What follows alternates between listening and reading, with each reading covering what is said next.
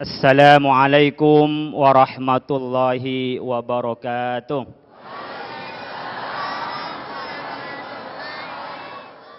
Alhamdulillahilladzi khalaqa minal ma'i basyara faj'alahu nasaban wa sihra wa kana rabbuka qadira. Wassalatu wassalamu ala sayyidil mustafa Sayyidina Muhammad wa ala alihi wa ashabihi wa mawala. La hawla wa la quwata illa billah. Rabbana la ilma lana illa ma 'allamtana innaka antal alimul hakim. Bapak Ibu jamaah Masjid Baitul Muttaqin, pemirsa TV One rahimakumullah. Di tengah-tengah kita tadi sudah dijelaskan oleh Ustadz Agus, ada Pak Lurah, ada Pak RW, tokoh masyarakat, jamaah-jamaah Kalisari, dan ada tamu penting, rocker kita, Mbak Mel Sandi. Saya ingin sebelum memulai ceramah ini, ingin mendengarkan rocker kita itu baca Al-Quran. Sehingga nanti juga bisa menjadi teladan bagi pedangdut kita, pop kita, juga orang yang bisa nyanyi dan bisa baca Al-Quran. Tolong Mbak Mel dibacakan surat Al-Isra ayat 32. Ingin mendengarkan, mari kita simak bersama. Assalamualaikum warahmatullahi wabarakatuh.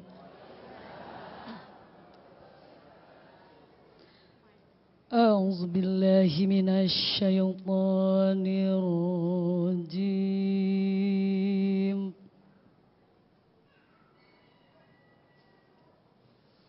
Bismillahirrahmanirrahim.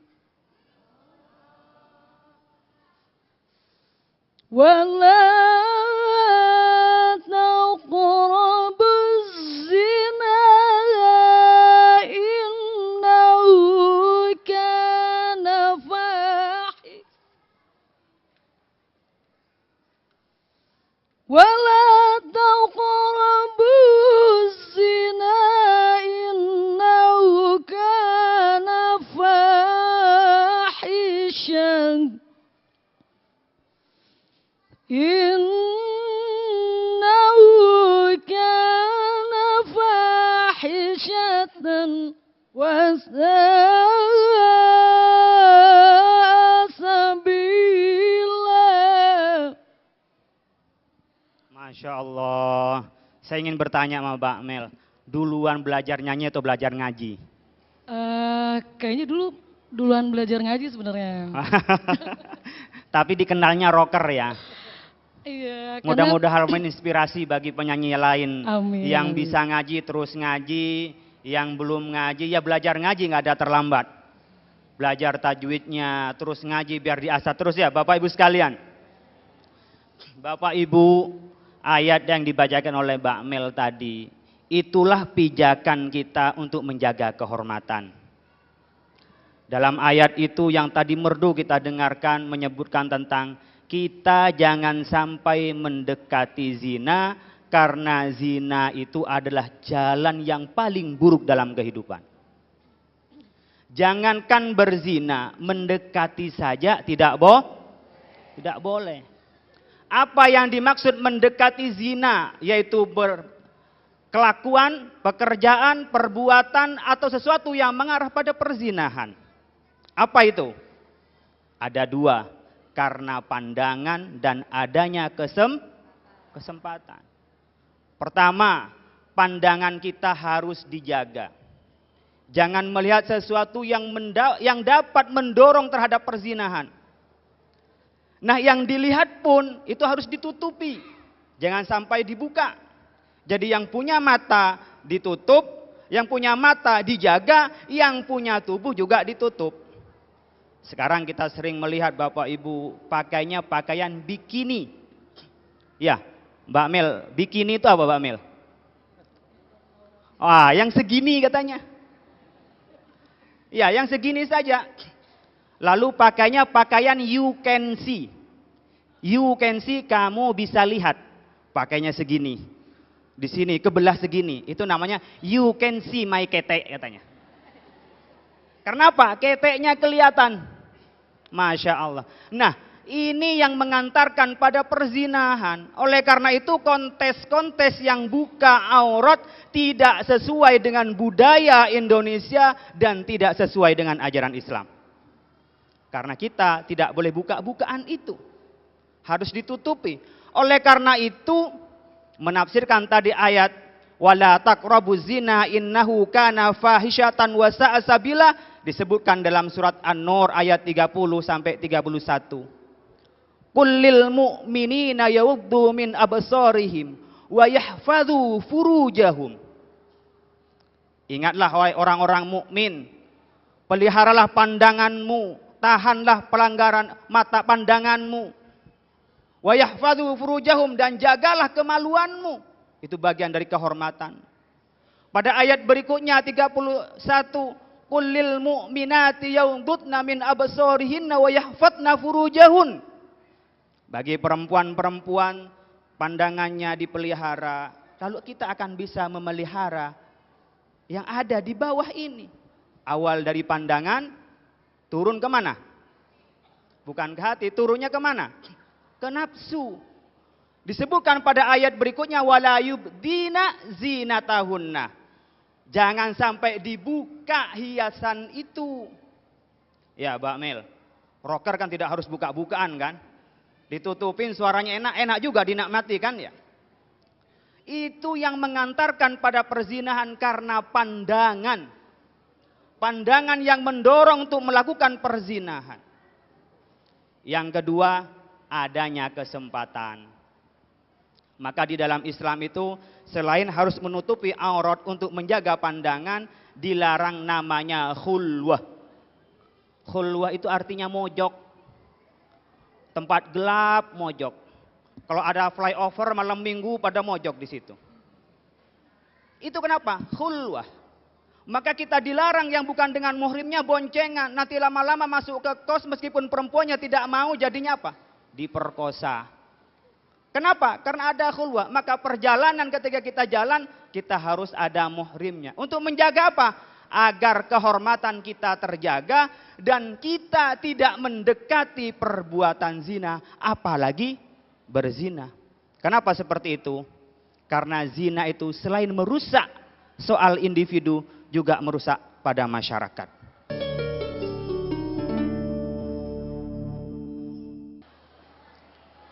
Hadirin jemaah Masjid Baitul Muttaqin, pemirsa TV One rahimakumullah. Tadi telah kita jelaskan bahwa perzinahan terjadi karena ada pemicunya dan ada kesempatannya. Jika di antara kita beralasan bahwa ini adalah kebebasan fisik saya tidak boleh dibatasi mau pakaian apa saja, mau seperti apa saja ini tubuh saya, dan berdalih bahwa ini hak asasi, sebenarnya kebebasan itu tidak bisa dilepas begitu saja. Karena kebebasan seperti apapun akan dibatasi dengan kebebasan yang lain. Kebebasan dia untuk menggunakan atau memakai pakaiannya dibatasi oleh orang lain yang akan memandang kepadanya. Disebutkan hurriyatus syahsi mahdudatun bi hurriyatil ghairi. Kebebasan seseorang akan dibatasi dengan kebebasan yang lain. Tidak ada kebebasan yang hakiki karena kebebasan itu pada dasarnya melahirkan keterbatasan. Kalau itu yang terjadi, maka kita sama dengan binatang. Maka untuk menghormati manusia inilah oleh Allah diciptakan aturan kita tidak boleh melakukan hubungan tanpa ikatan perkawinan, tanpa adanya pernikahan. Dan ini penting untuk menjaga silsilah nasab kita. Bapak Ibu, kita sudah kenal tidak tradisi Indonesia ada namanya marga. Ada organisasi-organisasi kekeluargaan, Bani Hashim, Bani Ahmad, Bani Abdurrahman, dan bani-bani yang lain. Satu keluarga dibuat organisasi. Kalau di Arab sudah biasa, ada Qabilah Quraisy, ada Bani Tamim. Ini adalah karena kehormatan manusia, manusia mempunyai nasab. Kalau tidak mempunyai nasab, maka sama dengan binatang. Tetapi nasab itu bukan untuk menyombongkan diri, tapi untuk kehormatan kita. Dan nasab itu bisa ditetapkan hanya melalui pernikahan. Sekedar contoh, tahun lalu ribut putusan Mahkamah Konstitusi bahwa pasal 43 Undang-Undang Nomor 1 tahun 74, anak yang dilahirkan di luar pernikahan, katanya undang-undang itu tidak ada hubungan perdata dengan laki-laki yang menghamili. Tapi dirubah oleh MK menjadi ada hubungan perdata dengan laki-laki yang menghamili dan ibunya yang hamil serta dengan kerabatnya. Kalau di luar pernikahan hanya karena tidak dicatatkan dan sah rukun syaratnya, tidak ada masalah. Tapi kalau hamilnya itu karena di luar nikah, tidak ada ikatan nikah yang sah menurut Islam, ini tidak ada hubungan nasab dengan laki-laki yang menghamili. Kelak setelah tua, tidak boleh laki-laki yang menghamili itu menjadi wali nikah dari perempuan yang dilahirkan dari anak zina itu. Meskipun setelah menzinai itu terjadi perkawinan. Umpamanya setelah hamil 2 bulan lalu dinikahkan, tetap tidak bisa ada hubungan nasab. Karena tidak mungkin nambah kuping ya. Enggak mungkin nambah tangan. Sekali jadi ya terus jadi. Dan tidak ada hubungan waris di dalam Islam. Kalau memang di luar pencatatan itu benar-benar tidak sah nikahnya menurut hukum Islam. Ini yang harus kita pelajari bersama. Bahwa kita tidak menginginkan adanya perzinahan. Sehingga perzinahan itu sangat dilarang di dalam Islam. Bukan anaknya yang berdosa, tetapi laki-laki dan perempuan yang melakukan itu yang dikekang dalam Islam dan dilarang di dalam Islam. Kalau di dalam putusan itu juga diketebutkan, pembuktian bisa melalui teknologi. Disebut dengan namanya DNA. Akurasi hubungan darah satu dengan yang lain itu bisa diketahui dengan pasti. 99,9%. Tetapi ilmu teknologi ini tidak bisa menetapkan hubungan nasab secara genetik iya.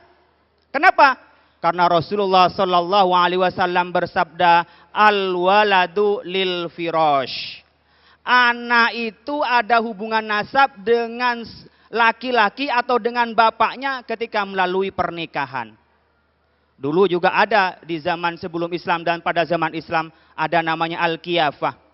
Dari sidik tangan, sidik jari, dari kaki bisa diketahui ini dari keturunan siapa. Tapi itu tidak dipakai untuk menetapkan hubungan nasab antara anak yang dilahirkan dengan laki-laki yang menghamili. Apa tujuannya seperti ini? Karena ingin menyampaikan, hendaklah kita menjauhi perzinahan. Karena perzinahan itulah yang menjauhkan kita dari kemanusiaan. Kalau syirik itu adalah mensekutukan Allah dan melecehkan Allah, maka perzinahan itu adalah melecehkan dan juga menghina kemanusiaan kita. Dari narkoba itu biasanya paling banyak menggunakan jarum suntik. Ya. Dan narkoba itu biasanya meracuni otak. Di dalam Islam disebut dengan hifdzul akli.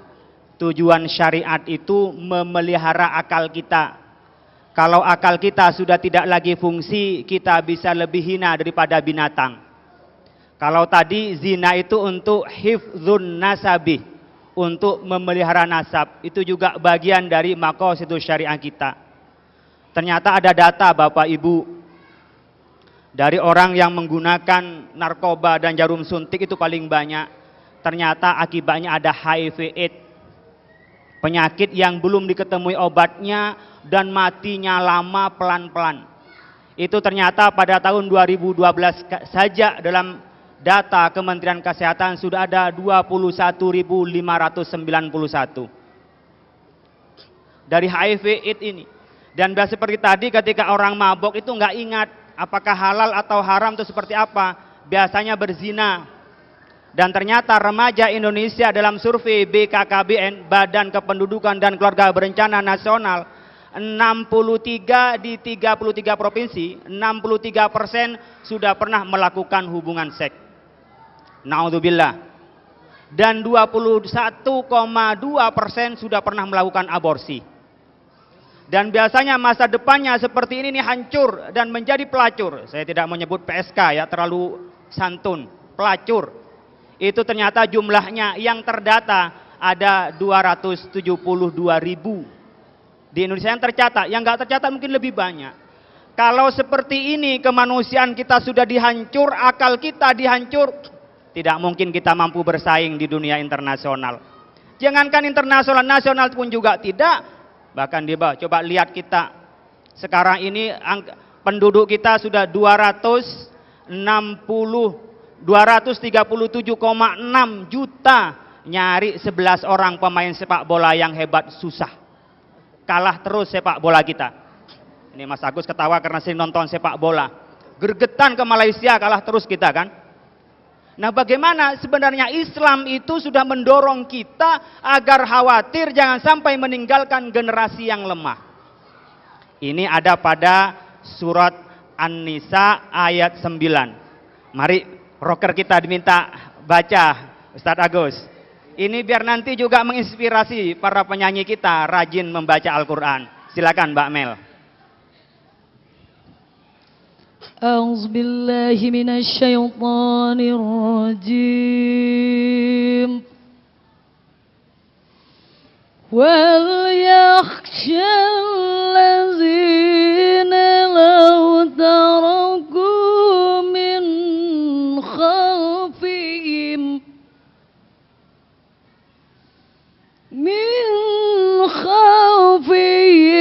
ذرية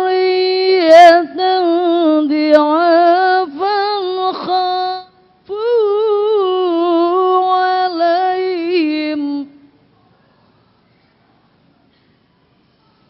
فليتقوا الله وليقولوا قولا سديدا صدق Allahul Azim.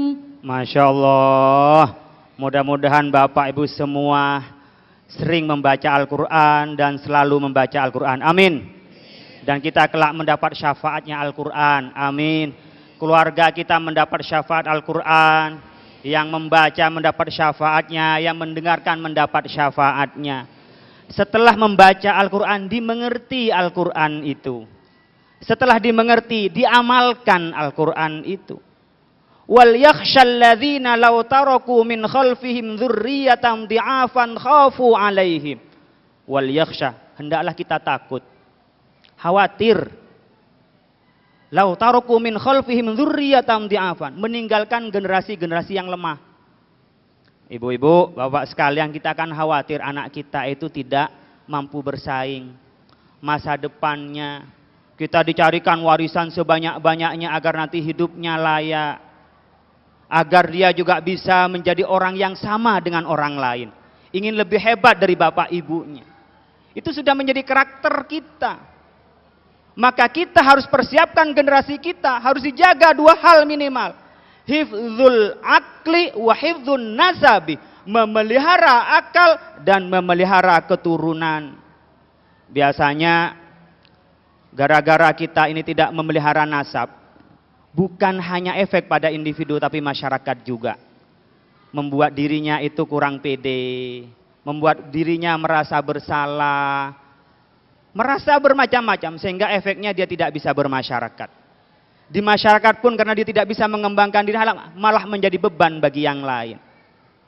Maka kita harus singkirkan ini semua, harus kita tingkatkan generasi kita.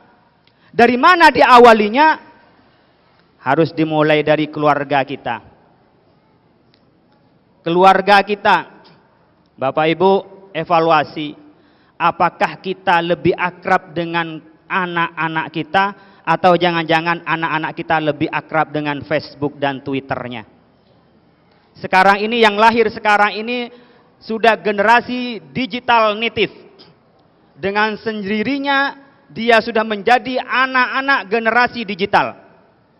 Anak saya Aisyah baru umur 2 tahun setengah, iPad saya banyak yang nggak bisa mengoperasikan, anak saya bisa. Handphone istri saya itu tidak bisa dioperasikan oleh ibunya, tapi anak saya bisa mengoperasikannya. Jangan sampai pulang ke rumah, anak kita malah sedih, diomeli oleh bapak ibunya, tidak bisa komunikasi dengan bapak ibunya, malah dia komunikasi dengan Facebook. Alah mami gue ngomel. Alah bapak saya ngomel, alah sok hebat bapak saya. Dia nggak berani ngomong langsung, tapi curhatnya ke Facebook dan Twitter. Kita harus mulai dari keluarga, bagaimana kita mengembangkan keluarga kita. Kita diperintahkan oleh Allah Subhanahu wa Ta'ala agar senantiasa kita memelihara kehormatan kita. Lalu kalau ternyata fenomenanya remaja kita, kondisi kita masih belum bisa bersaing, ini tanggung jawab siapa? Kita tidak perlu menyalahkan siapa-siapa, tapi kita harus bersama, maju bersama. Artinya ini menjadi tanggung jawab kita bersama, pemerintah, DPR, masyarakat, utamanya adalah keluarga. Maka tugas pemerintah adalah memprotek hal-hal yang akan mengganggu kehidupan keberagamaan kita dan budaya kita. Maka situs-situs yang merangsang dan mendorong terjadinya perzinahan segera ditutup. Acara-acara kontes yang hanya buka aurat itu tidak perlu diadakan di Indonesia. Karena manfaatnya tidak besar bagi Indonesia. Ini harus diprotek, penegakan hukum bagi yang melanggar hukum segera ditutup. Itu tugas pemerintah. Karena kita bernegara ada tujuan bersama. Dewan kita sebagai wakil kita harus menyampaikan aspirasi dan membuat regulasi di kita. Bagaimana terjadinya perzinahan bisa ditolak, bisa ditutup, terjadinya minum-minuman dan termasuk mabuk-mabukan bisa ditutup. Diciptakan regulasi yang baik. Saya mendorong RUU, Rencana Undang-Undang KUHP, pasal 422 berkenaan dengan kumpul kebo. Kalau kebo jangan dikumpulin, Bu. Kalau kebo jangan dikumpulin, Pak, itu bau. Karena di KUHP yang lama dikatakan perzinahan kalau orang punya pasangan dan kalau diadukan. Kalau suka sama suka tidak dianggap perzinahan. Itu namanya ngambil dari hukum Islam separuh-separuh. Sepotong-sepotong. Islam menyebutkan pergaulan bebas. Lalu hubungan intim di luar perkawinan itu disebut zina. Dan tidak perlu ada delik aduan. Sama dengan pencurian, yang penting ada bukti dia melakukan perzinahan, itu harus diberantas oleh kita kalau ingin menegakkan kebenaran di muka bumi Indonesia ini. Maka regulasi inilah yang ditunggu oleh kita. Jangan diayun, diambil yang enak, ditinggal yang lain. Masyarakat sebagai kita yang akan nanti milih, pilihlah orang-orang yang bisa dipercaya. Karena pilihan itu ada tanggung jawab bagi kita. Jangan milih yang bayar. Pilihlah yang kira-kira bisa membawa amanah kebaikan itu, amanah agama kita, norma kita. Kita bernegara bukan persoalan pragmatis makan sekarang, tetapi kebelakangan generasi kita hancur. Tadi sampaikan bacaan Mbak Mel, wal yakhshal ladzina law taraku min khalfihim dzurriyyatan dhi'afan khafu 'alaihim. Khawatir, kita harus berhati-hati meninggalkan generasi yang lemah. Bukan hanya persoalan makan, tapi moral dan peradaban pun juga kita harus junjung. Berikutnya adalah keluarga. Tanggung jawab keluarga. Tadi kita sampaikan jangan sampai kita ini, anak-anak kita ini lebih akrab dengan digital-digital itu, dengan media-media itu daripada bapak ibunya. Bapak ibu tidak sekedar dengan ngomel saja, marah saja, tidak. Tetapi kepada anak harus kita ajak komunikasi yang baik. Pelajaran yang bisa diberikan kepada anak-anak kita adalah pelajaran sex identity, identitas seks. Laki-laki ya harus maskulin, perempuan ya harus feminim. Emansipasi gender tidak berarti laki-laki harus feminim, kemayu kayak perempuan,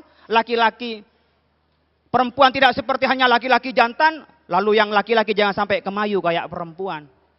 Maka Rasulullah SAW melaknat, la'anallahu minar rijali al-mutasyabbihina bin nisa. Wa la'anallahu al-mutasyabbihati minan nisa'i birrijal. Laki-laki yang penampilan corak perempuan itu dilaknat oleh Allah. Perempuan pun yang bercorak laki-laki juga dilaknat oleh Allah. Dan ini yang seringkali menjadi pangkal penyimpangan-penyimpangan. Oleh karena itu Allah sudah menciptakan laki dan perempuan tidak untuk saling menginjak, tidak saling mengeksploitasi.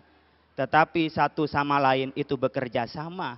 Tidak untuk saling beradu antara keduanya ini. Itu yang disebut dengan sex identity. Oleh karena itu kalau anak sudah dewasa dipisah antara laki dan perempuan. Kamarnya jangan satu kamar. Jangan disuruh sembarang masuk ke kamar bapak ibunya. Ada waktu-waktu tertentu yang boleh masuk ke kamar ibunya. Kalau sudah kondisi bisa dimasukin oleh anak-anak, silahkan masuk ke kamar bapak ibunya. Diajari nutupi aurat laki-laki, aurat perempuan. Dengan siapa dia bergaul, dengan siapa dia untuk ciuman. Dengan bapak ibunya, dengan mahramnya nggak ada masalah. Tetapi dengan orang lain tidak bisa cipika-cipiki itu. Ya, cipika-cipiki itu bukan budaya kita.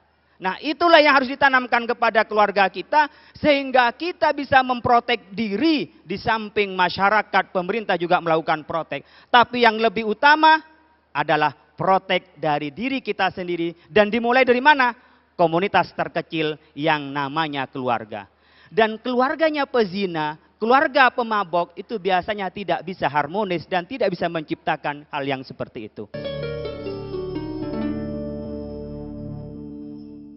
Assalamualaikum warahmatullahi wabarakatuh. Nama saya Sefran.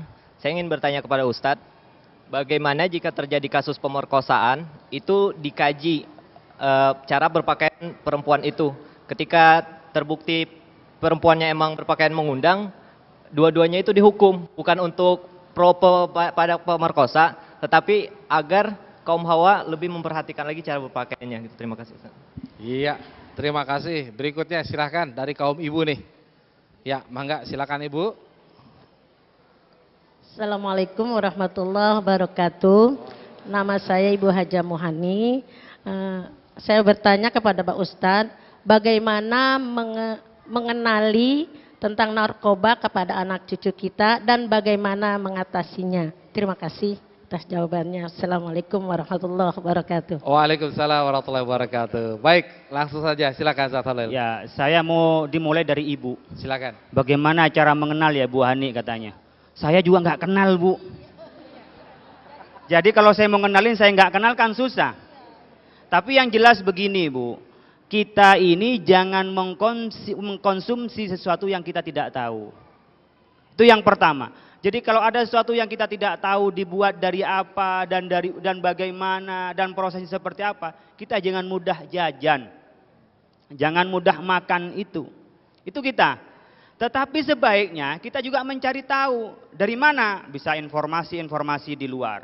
Oleh karena itu bagian dari tanggung jawab pemerintah ada badan anti narkotika kan, ada BNN itu. Itu perlu menjelaskan bahwa seperti ini tidak boleh dikonsumsi. Seperti ini tidak boleh beredar. Lebih daripada persoalan sosialisasi, pemerintah juga memprotek. Jangan sampai ini masuk ke kita. Yang lewat sini tidak boleh masuk, tapi yang lewat sini nggak ketahuan masuk.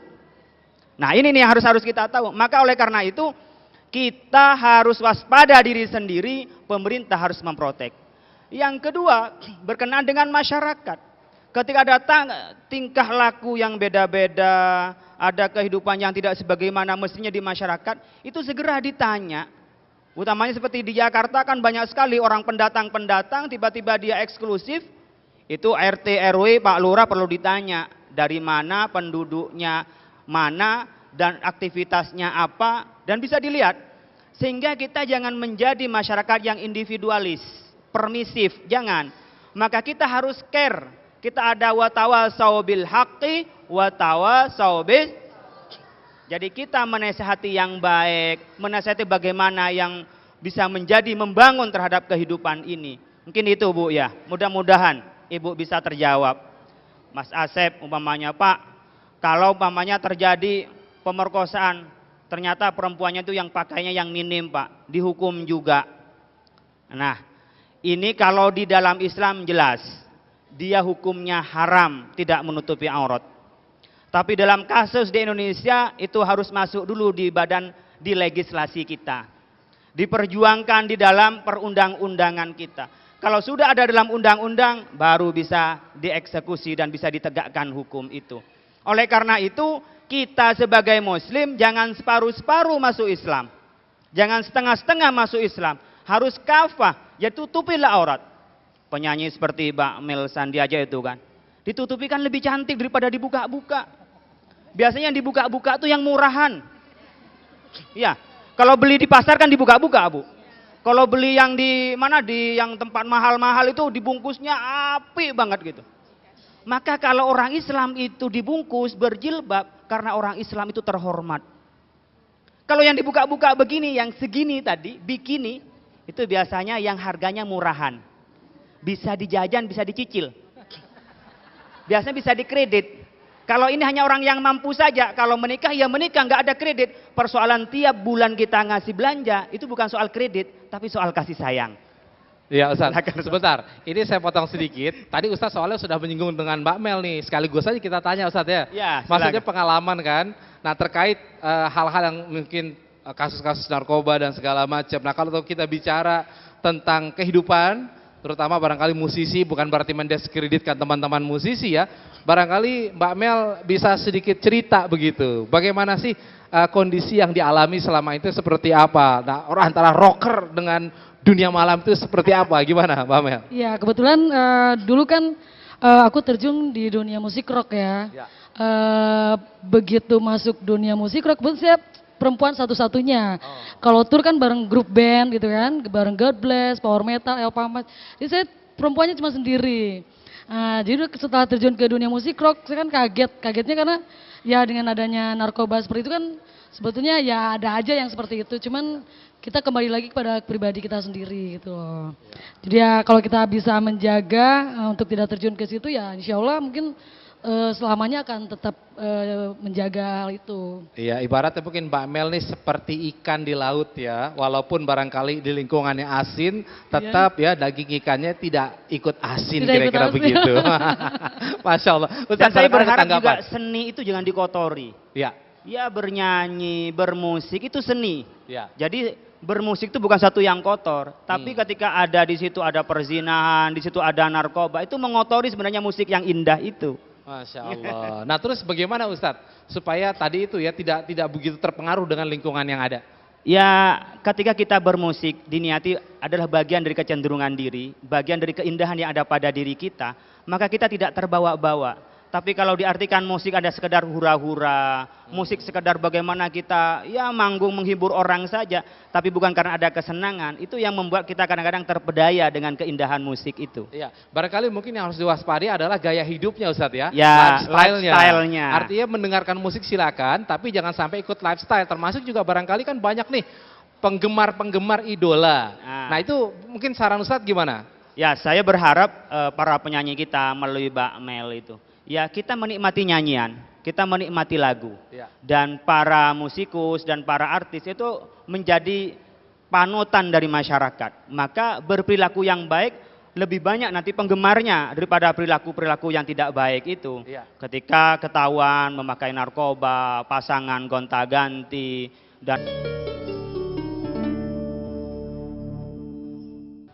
hadirin jamaah Masjid Baitul Muttaqin, pemirsa TV One rahimakumullah.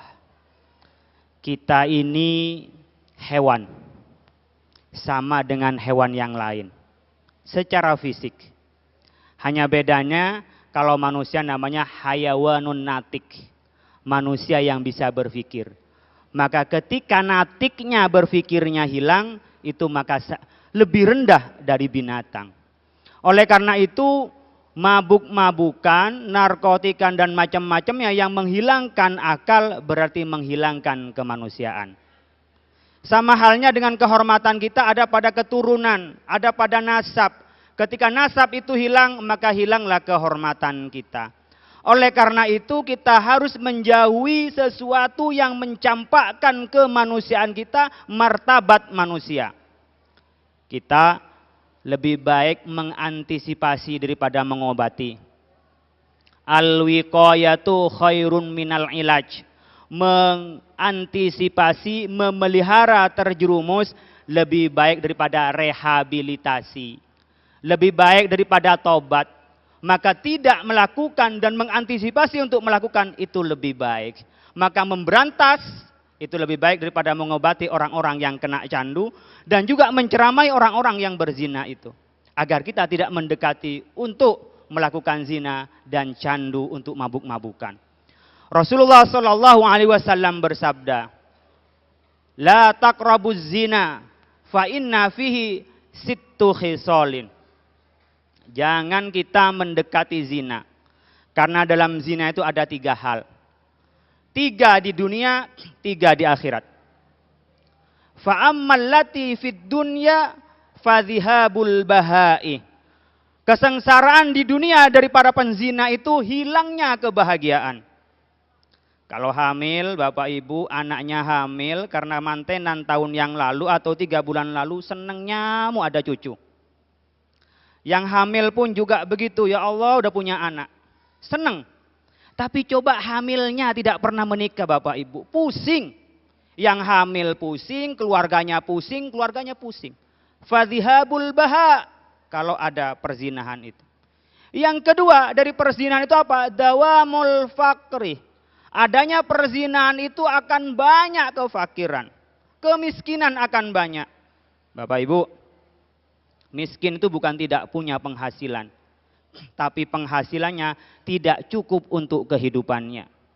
Punya uang untuk beli perempuan di sana. Punya uang beli perempuan di sana. Atau sebaliknya, perempuan banyak uang beli laki-laki di sana. Beli laki-laki sana. Karena dirinya merasa berondong. Itu tidak akan pernah cukup. Jadi disebut miskin itu ketika penghasilannya tidak cukup untuk kebutuhannya. Boleh saja penghasilannya 2 miliar, tapi kebutuhannya dalam setahun berapa? 5 miliar. Itu fakir. Yang ketiga adalah qasrul umri, umurnya pendek untuk berbuat baik kepada Allah. Di akhirat apa? Wa amma fil akhirat, wa ammal lati fil akhirat apa? Di antara akhirat, suhtullah, dibenci oleh Allah. Wa su'ul hisab, nanti di zaman hisab itu dia kelimpungan sendiri. Orang mendapat syafaat, dia tidak mendapat syafaat. Kelimpungan sendiri pada hisab itu nanti kelak di hadapan Allah. Yang terakhir, wal khuludu finnar, dia menjadi kekal di neraka. Itu efek-efek yang berzina. Mudah-mudahan kita semua menjadi hamba Allah yang taat kepada ajaran Nabi Muhammad SAW. Dan mudah-mudahan keluarga kita dilindungi oleh Allah Subhanahu wa Ta'ala. Mudah-mudahan kita menjadi umat Muhammad yang patuh ke seluruh ajaran Nabi Muhammad. Mudahan keluarga kita menjadi keluarga sakinah mawaddah warahmah. Anak-anak kita yang kita tinggalkan, kita ajarkan kepada mereka kepada siapa ia akan menyembah.